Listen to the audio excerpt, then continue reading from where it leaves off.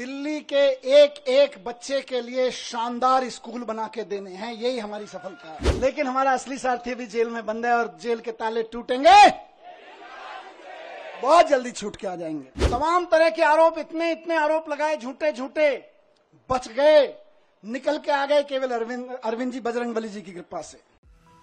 दिल्ली के पूर्व उप मुख्यमंत्री और आप नेता मनीष सिसोदिया ने कहा कि बाबा साहेब अम्बेडकर के दिए हुए संविधान की बदौलत हम पर कल भगवान की कृपा हुई।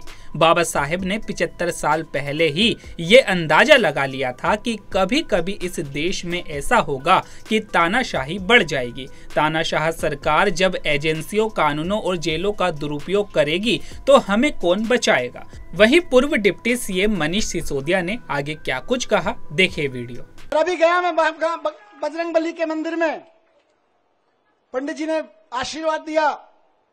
वहां जो पंडित जी मौजूद होते हैं वही बजरंगबली जी के वाणी बोल रहे होते हैं।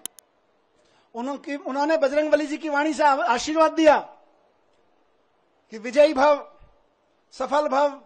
मैंने कहा जी एक ही सफलता का मंत्र है, दिल्ली के एक एक बच्चे के लिए शानदार स्कूल बना के देने हैं, यही हमारी सफलता है। और इसके लिए मैं कल से कह रहा था अपने साथियों से, हम तो रथ के घोड़े हैं, हमारा असली सारथी अभी जेल में बंद है, वो भी बाहर आ जाएगा। फिर उसके बाद हमको तो जहां हकेंगे हम हकेंगे, लेकिन हमारा असली सारथी अभी जेल में बंद है और जेल के ताले टूटेंगे, बहुत जल्दी छूट के आ जाएंगे। बहुत कृपा है अरविंद जी के ऊपर बजरंगबली की। आपको याद है ना, लंबे समय से बहुत सारे लोग साथ हैं, कितने शुगर का पेशेंट होने के बावजूद कितना लंबा लंबा फास्ट किया, केवल बजरंगबली जी की कृपा से। तमाम तरह के आरोप, इतने इतने आरोप लगाए झूठे झूठे, बच गए, निकल के आ गए केवल अरविंद जी बजरंगबली जी की कृपा से।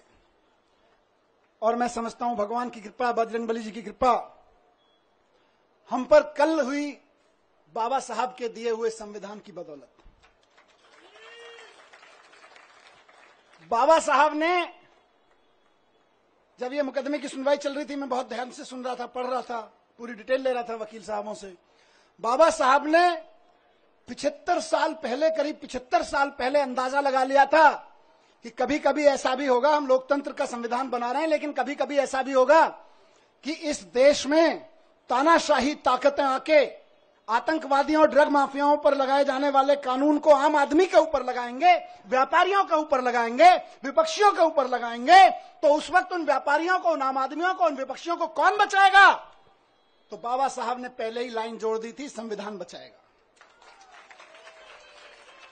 यही भगवान की कृपा है।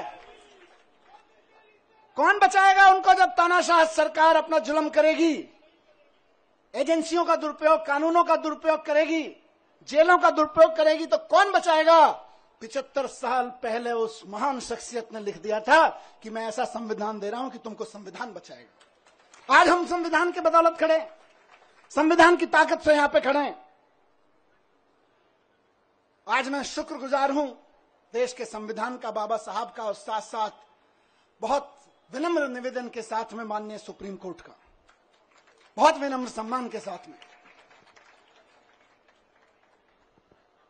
माननीय सुप्रीम कोर्ट ने संविधान की दी हुई ताकत का इस्तेमाल करते हुए कल तानाशाही को कुचला, तानाशाही को कल गलत ठहराया। और माननीय सुप्रीम कोर्ट के साथ साथ मैं बहुत तहे दिल से शुक्रगुजार हूं उन वकीलों का जो पिछले 1.5 साल से, 17-18 महीने से, और बल्कि उससे पहले से भी पूरी लड़ाई लड़ रहे हैं। मैं जेल में बैठा था, आप लोग आंदोलन कर रहे थे, अरविंद जी जेल में बैठे हैं, आप लोग यहां सड़कों पे डंडे खा रहे हैं, लेकिन वो वकील इधर से उधर धक्के खा रहे हैं, एक कोर्ट से दूसरे कोर्ट धक्के खा रहे हैं, एक कागज से दूसरे कागज में डाल रहे हैं। इनकी एक एक साजिशों का, इनकी एक एक चालबाजियों का, इनकी एक एक तिगड़मों का जवाब दे रहे हैं अदालतों में खड़े होकर, इनके एक एक झूठ का पर्दाफाश कर रहे हैं। मेरे लिए तो मैंने कल भी कहा था, भगवान स्वरूप हैं। किसी भी जेल में बंद होने वाले एक व्यक्ति के लिए तो वकील भगवान स्वरूप होता है, और मेरे लिए तो सिंघवी साहब वाकई भगवान स्वरूप हैं। अभिषेक मनु सिंघवी जी, जिन्होंने इस पूरी कानूनी लड़ाई को इस अंजाम तक पहुंचाया, और जल्द ही अरविंद जी को भी बाहर लेकर आएंगे। मैं धन्यवाद करता हूं सिंघवी साहब का, मैं धन्यवाद करता हूं दयान कृष्णन साहब का, मैं धन्यवाद करता हूं मोहित माथुर साहब का, जिन्होंने बहुत बेबाकी से अदालतों के सामने ईडी और सीबीआई और भारतीय जनता पार्टी के सच को बेनकाब किया है।